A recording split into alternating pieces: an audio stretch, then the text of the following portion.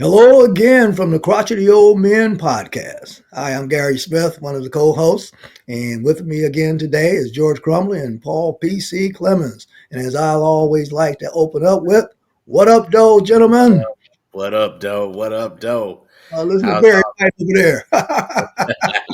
What up, though? My man. Yes, a plum uh, pleasing pleasure to see y'all again.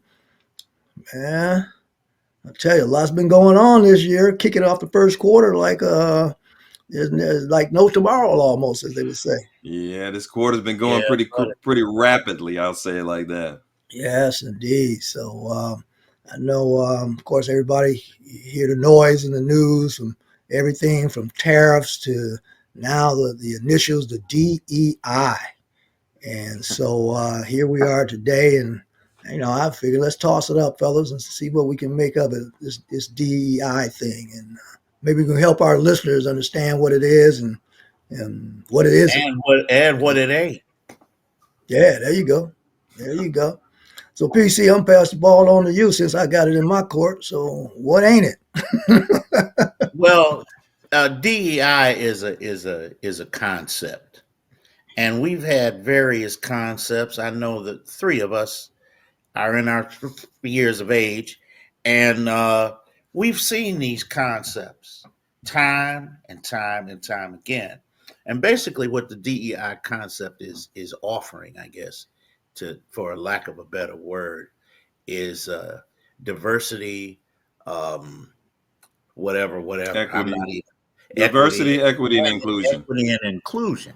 Okay, and when we look at the world in terms of how we see things as Black people, um, we've never really been included in much of anything unless we've eked out our own existence. Mhm. As you said earlier before the taping of the broadcast started, Smitty. Hell, we had our own businesses. We had Black doctors, Black lawyers, Black whatever. And I think what it ain't, I think it's a further, I think it's further energy to distract us from coming together and bringing back that energy that we had in the beginning, that is the core root of our genius. Okay, I mean, think about this. When I look at desegregation of schools, um, Black folks were in shacks. They were in dilapidated buildings, and they were creating inventions that white folks ain't never thought about. So now that you've desegregated the schools, you've included us with sitting with all sorts of people, and that doesn't necessarily make us smart or give us any more genius than we've had in the very beginning. So we got to be careful about concepts like DEI and some of the other concepts that are floating around, because while we're arguing about whether we're included or whatever the case might be, I really never have thought about being validated by somebody white. And that goes to education, finance, whatever. Okay. Who am I and what do I contribute to this society and this community in which I live, my families and so forth and so on? And how do I do that? We all have talents, and we need to put our talents to our best. And our talents don't have anything whatsoever to do with DEI. I don't know all these little alphabet things. I'm not with any of that. I don't sip alphabet soup. So my thing is that we have to. Uh, my solution is that we have to understand who we are, what kind of talents we have, and how we put those talents to use for our own survival. Very Yeah, well. uh, yeah. I think that it's the rules of the game. You have to understand what the rules of the game are. I mean, why are we successful in sports? Because we know the rules, and it's pretty clear what the rules are. We have to do the same. We have to take the same approach for business. You can't just assume that because they did away with DEI that you're not going to be able to get a contract with a major corporation, or you're not going to be able to get a job you have to prepare yourself. You have to understand what the employer is looking for. You have to understand what the contract is requiring. When they did away with DI, they didn't do away with, programs. They did away with terminology. So preparing, what they say, proper preparing prevents poor performance, still applies in my book. So that's kind of the way I look at it. It's just another snowball effect, another uncertainty that they've probably rolled out here so you can not focus on what's really going on. But you know that's kind of how I look at it. Yeah. Now, you You mentioned both of something interesting, George, because not only do athletes know the rule of the game, but they have some innate qualities that other folk just do not have. Okay, which leads me to this fact. I think in a lot of cases, um, white folks in general are afraid of genetic annihilation. And the reason I say that is because they look at us. Our muscles are bigger, our stamina is longer. We breathe deeper. We're more in tune with nature and so forth and so on. And when they see our numbers increasing like they are, they're wondering if they're not going to be taken over at some point. And so you got these last gaspers that are putting all these little theories out there in the air and floating this and floating that. And the bank is starting to put clamps on our abilities to get loans and so forth and so on. And it really goes back to what is it that we can do collectively to exist. And it's really coming down to that. Are we going to exist? Are we not going to exist? And what does it take for us to exist? Well, we're stronger collectively than we are individually anyway.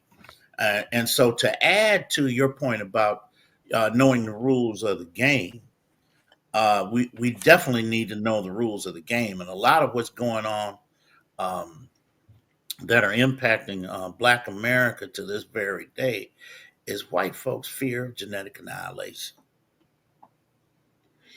Well, I know we've said this once before, and I believe it bears repeating again. This is beyond race. Um, there's only one color that's meaning anything in America, and that's green. Hmm. And knowing the rules to the game, we first need to know how to play the game. And like you got both said, knowing the rules. But for whatever reason, many of us have gotten away from the game of business. And we already have a playbook. Herman J. Russell down in Atlanta started in construction and stuff. Now, I think we're going to have a guest come on that's going to talk a lot about what we're leading into. So there's probably going to be a part 2 to this DEI thing. But I'm going to step over on that side for just a moment.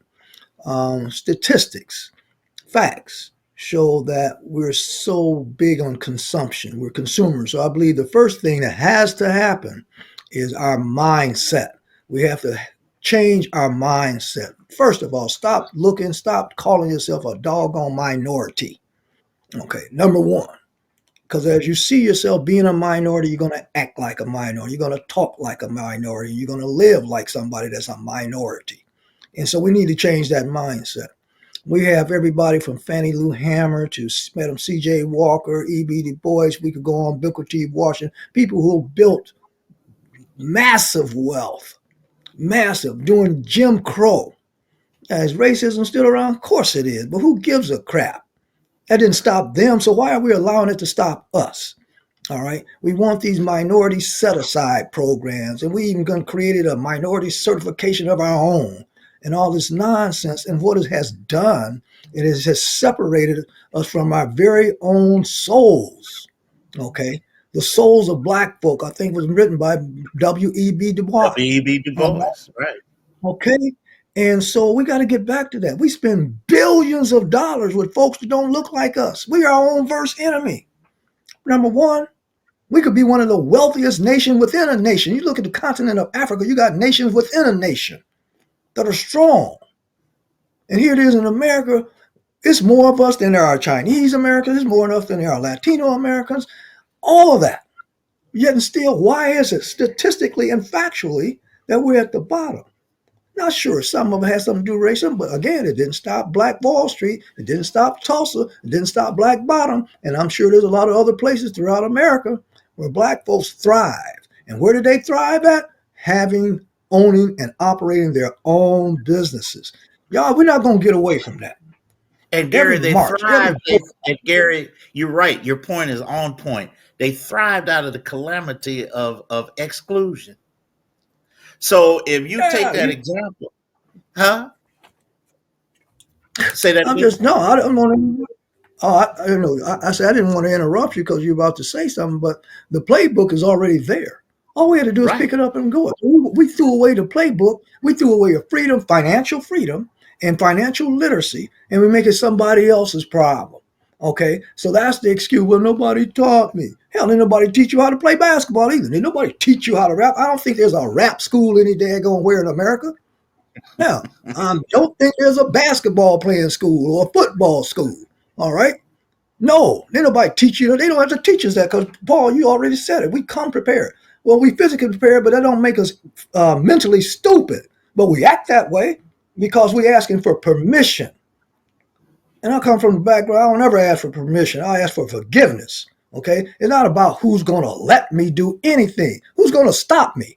Who's going to stop you from having your own business? Who's going to stop you from buying your own business? Who's going to stop you from planting your own garden? We were just talking about another episode. The price of eggs going up. Blah, blah, blah. Buy some chickens and stop crying about eggs. Okay? And then you grow that. The same way with a business. Buy a business. We've been hoodwinked and bamboozled talking about going out starting a business with no proven concept, no customers, no telephone, no website, none of that. Spec your daggone lation. While other companies, call them white, call them any other companies, you know how they grow? They grow by buying small companies. Every big company was a small company, just like every big guy was a small guy at one point in his life. Okay? Simple things. So we have to get back to being us. We're creative. We're mentally, physically, and spiritually strong. Churches are filled with Black folk every Sunday and Wednesday night. Doors, you can't get in some of them suckers. All right? Yet those same churches take their money to a white bank. We only got one bank that's big enough to call in $1 billion. That's Liberty Bank. Whose fault is that? Ours. So while we point one finger at the white boy, we got three pointing back at us. So yeah, that DEIEF, whatever the hell that crap is, they should take it away. Now, who we depend upon? We stick 10 toes down, baby. We depend upon ourselves. Okay, I do business with you, George. I do business with you, Paul, and you do business with me. And we continue to build ourselves as well as our communities. That's the only way we're going to get out of this mess. Because ain't nobody coming to save you. And those jobs that used to give you cost, well, you know, we got to have 10% of our employees Black. Man, Ford Motor Company, the rest of them, they couldn't wait. They dismantled them programs so fast, they're gone. Right. They ain't even nowhere on the website. Show you how happy they are. Okay? So no, don't cry, celebrate.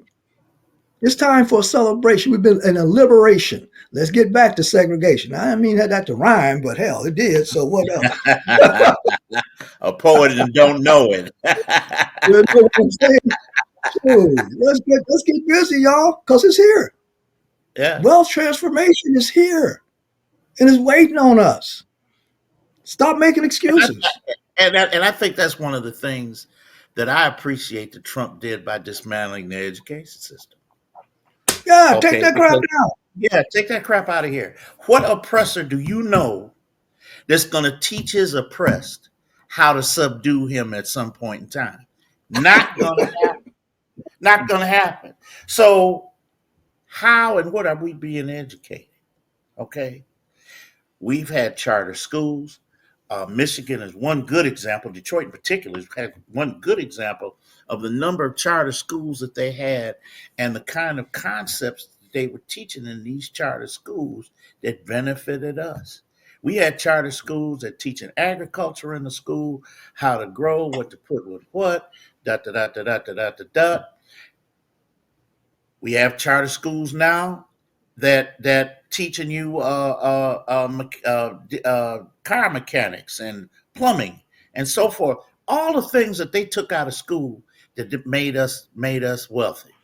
Okay, and so I'm glad that he took a knockdown the board of education. I'm glad he got the FBI out of there, our biggest enemy right there. So yeah, DEI, but the heck with DEI. I don't ascribe to it. I don't waste my time with it. Period. Fact right here. When I first got into commercial real estate over 20 years ago, my mentor at the time told me, I'm not going to teach you everything I know because I am not trying to create more competition for myself. That's a quote. Okay. But what I learned about commercial real estate was working my butt off. I made 10,000 calls one year, 10,364 to be exact. 8,000 of them people either my message either went to voicemail or they didn't even bother to answer the daggone phone. But the other 2,000, the 2,000 taught me the game of commercial real estate. And that's what made me successful. All right. What? Working harder than the next guy in the next cubicle next to me. I didn't use no excuse. I was like a fly in a bowl of milk, surrounded by millionaires that made buku money selling commercial real estate. And I come out of that, I said, okay, God told me to do it for 5 years. In 5 years, I was obedient and to come out and share it with my folk. But you know why? Most of the folk, out of all the people, black folk, y'all, that I talked to, only one person, one, took the knowledge and the information that I had and went and bought a daggone single tenant net lease property and saw the results of what I was trying to get millions of them to see before. So it's not their fault. It's our fault. We don't want to read. We don't want to do the work. 2 o'clock in the morning, I'm up here trying to understand balance sheets and P&L statements, all this other stuff that businesses, it's the business of report cards of small businesses and big businesses for that matter.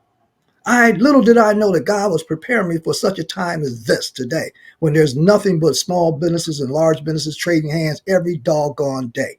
Now it's almost like some type of fad. You go on YouTube and everybody and their mama, they used to be experts and gurus in how to get rich quick and buying real estate and all that nonsense. Now they're trying to be gurus on how to buy a business with no money down. That ain't nothing but some crap. But we have to look at things with a different set of eyes. And being caught up in this DEI stuff, diversity, inclusion, and all that other stuff, well, I could go on. I think I named some during off the air when we were talking about Robert Smith. All right. Nobody giving him no set-asides. Dave Stewart. Nobody giving him all set-asides. Just take Shaq, for instance. Look at all the businesses and stuff that Shaq owns now that he has bought into. People our age, we remember Junior Bridgman. He just passed away about a month or so ago. He owned over 200 or 300, y'all, 200 or 300 restaurants. You know how many folk he hired? Black, white, green, red. He didn't give a doggone, but he was able to make a difference in Milwaukee. I talk about Vinnie Johnson here in Detroit from the Detroit Pistons. All right. Right. Here, 50 Cent. The reason he ain't out here rapping because he owns other businesses. Rihanna, she's done with that mess. She became a billionaire with Fenty, however you pronounce it. And we could go on and on and on because there's an entrepreneur next door to all of us. Well, you may not read about them, hear about them, but they're there. So we have to get back. Yeah, I want to go back to them days of Booker T. Washington. I want to go back to them days. Heck, I would love to have been around in Tulsa. Last time I checked, they ain't hung a Negro in the last 10 years or 20 years. Now, they may be still hanging them somewhere down there, but we hang our own self with ignorance. So we got to stop asking for permission. If the only decision you making tomorrow morning is where you're going to park your damn car, then it's time for you to make some more decisions. Because when you go to work, that's the only decision you're making. So they done shut down your mind, bring me your behind. Okay, that's all I want. Put your butt in here, sit on this seat that I'm telling you to sit in, work for 8 or 10 hours and get your monkey butt on up out of here. Now that we got AI, if you got a repetitive position, oh, I'm bored. All I do is do. Well, they're about to remove you. AI about to get rid of that because anything that's repetitive, AI is taking that over. So yeah, I'm glad the DEI stuff is gone. And we need to take back our educational system. Exactly. Educate our own. I'm done. Not like I'm passionate, you doggone Skippy I am because I love us. I love me some black folk. I don't hate nobody. I don't hate white folk for what they done to us, because a lot of times you look at things to see, you just like punishment, man. When you're growing up, our parents put us on a punishment or something because they loved us, or whooped our behind because they loved us. We didn't like it at the time, but now we look back and say, man, that's what I needed at that time. I didn't understand, da da da. We all got our little quirks and qualms about, what parents did or did not do in our lives, but we build upon that, and that's what we have to get back to building. We're not builders anymore. I have another brother at church called it builders of men, where we talk to young men about what it means to be a man, you know, and we don't get that a lot. Some of these older cats out here trying to be like these young dudes. You ain't teaching them nothing. You ain't leaving nothing, and we got to get back to building our legacies. Otherwise, we'll be forgotten. You're spot on, Smitty. I mean, there's a lot that we've taken for granted. We've gotten comfortable, and a lot of these programs were designed to do just that, and not allowing us to rely on our skills and the things that we've learned.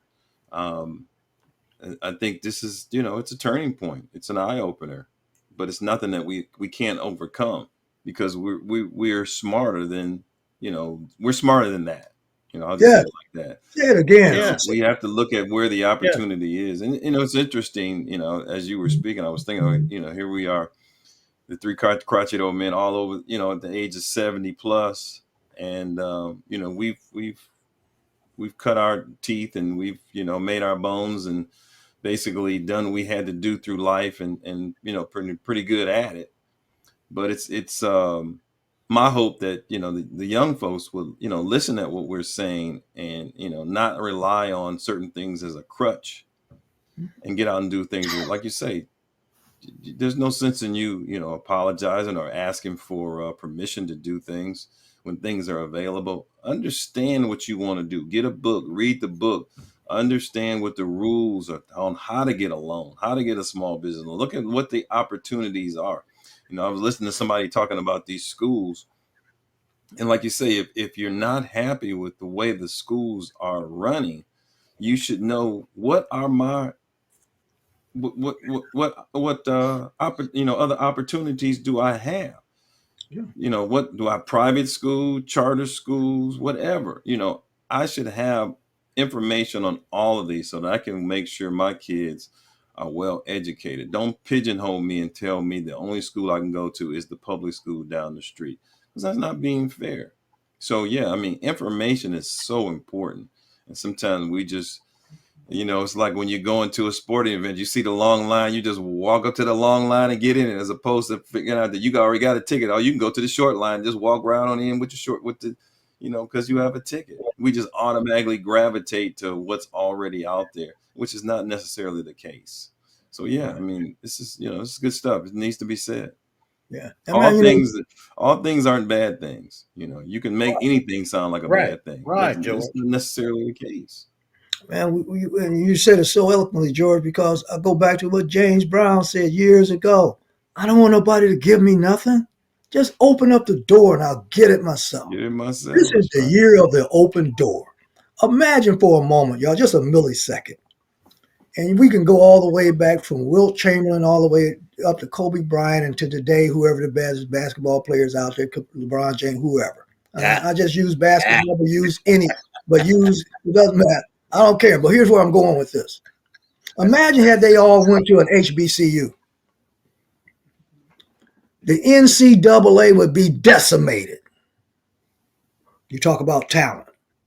Just like there's so much talent on that doggone hardwood, had all of them went to HBCUs instead of Michigans and Michigan States and Alabama's universities and all these so-called prestigious white universities that made them wealthy. Okay? Made them wealthy.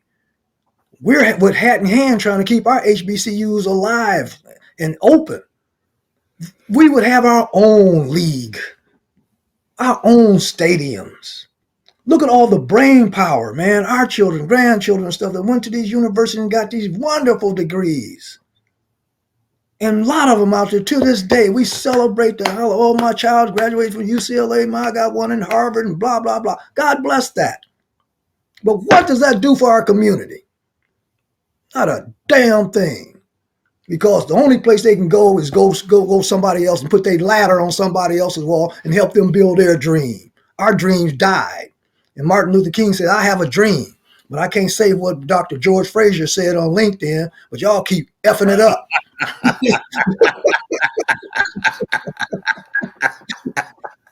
That's what he said. I had a dream, but y'all keep making it up, messing it up. But I'll censor myself, you understand? So we got to get back to getting back to being ourselves, being comfortable in our own skin, say it loud. I'm black and I'm proud. Hello. You know what I'm saying? Hello. Power to the people. Making excuses for being mediocre. Right. Exactly. That's not us. No, it's not us. We're not. That's not us, Not man. at all. It's not us. We got to be builders. As like you said, the crotchety old man, we're trying to give back and help these build our community, rebuild our economic system, rebuild our relationships with our wives even. You know? How do we end up calling our women bitches and hoes? Where did that come from? Mm-hmm. Right. Lack of respect. Right. Lack of respect, man. We the only one do that. Nobody else glorifying that nonsense. So we got to change our mindset, and we change our. What is that? One Parliament Funkadelic say, change your mind and your ass will follow. Blow the mind, and that same thing. Okay, yeah, whatever. Okay, so we need to get back to that. Mm-hmm. Otherwise, hey man, somebody bar the door. Shoot. Doggone it. Power to the people. And doggone right. Economics, man. Right. Dr. Right. Claude Anderson. If nobody got that book, man, I'm promoting that book today. This black labor, white wealth stuff has got to stop. He said it, 30, 40 years ago? Yeah. Right. Come on now, George, you said something earlier. You keep doing the same daggone thing, expecting different outcome? That's insanity.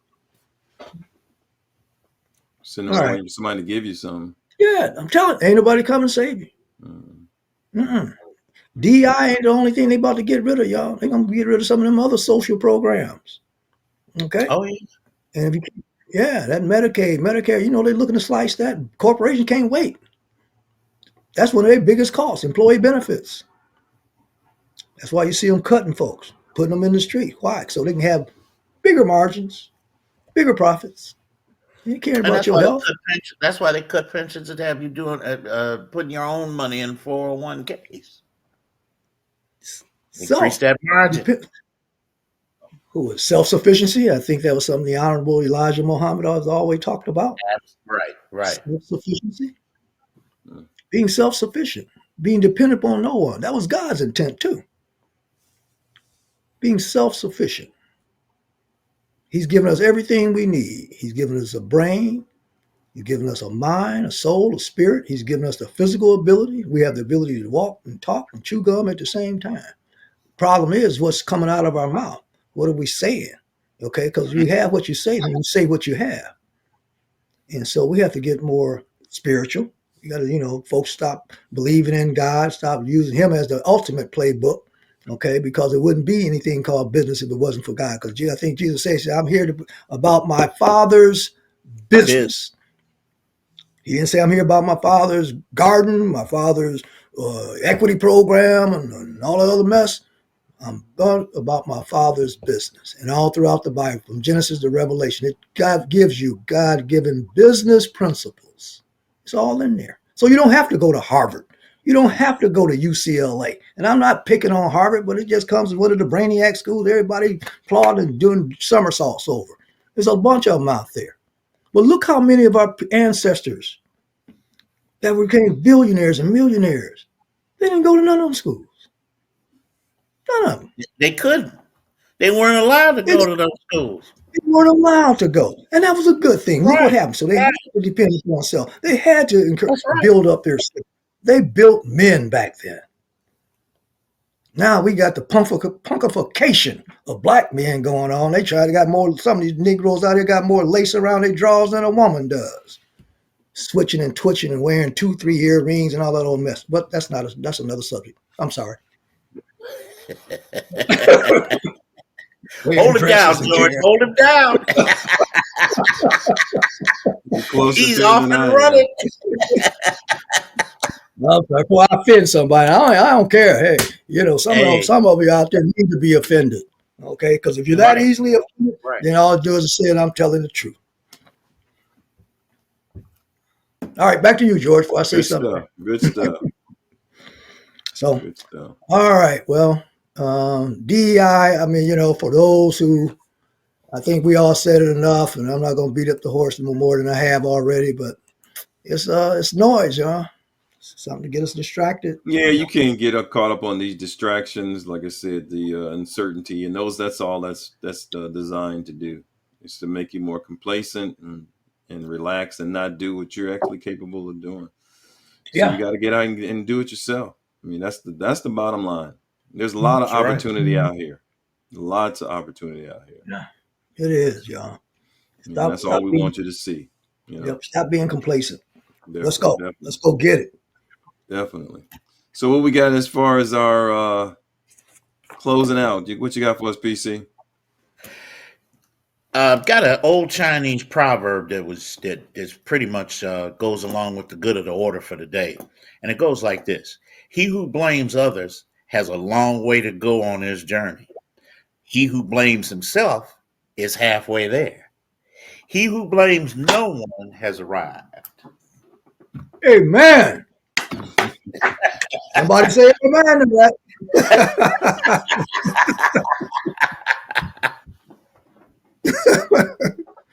Good stuff. Amen. And as we always say on the Crotchy the Old Man, if you didn't know, now you know. Now you know. Take care. All righty. Come back to this.